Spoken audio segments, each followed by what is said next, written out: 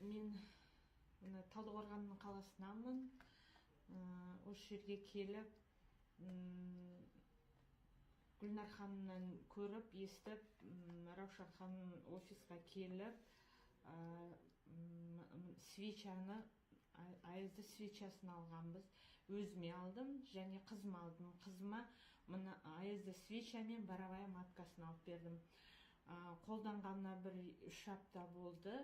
3 апта болған кейін емшектей баласы бар болатын, емізетін.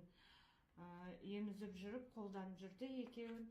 1-2 аптадан кейін баласы какать етіп, памперсына қараса, құрттар шығып жатыр екен.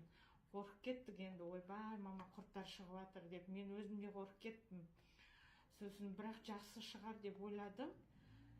Сөйтіп қуанып жатырмыз, ол жақсы ғой деп. Кәдімгідей ұзын құрттар шықты, мама деп, қызым да қорқып кетті. Бұрын баланың состояниесі қандай еді? Бұрын бала мазасызданып, көп нететін,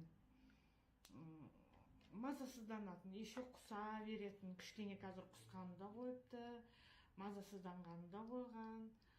Өте жақсы результаттар болып жатыр. Рахмет, Раушан ханым. Өзіңізде қандай результат? Менде өзімде қуығым ашып тұратын.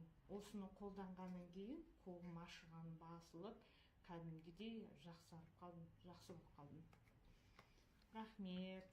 Ажарланып кеттіңіз. Ажарланып кеттіңіз.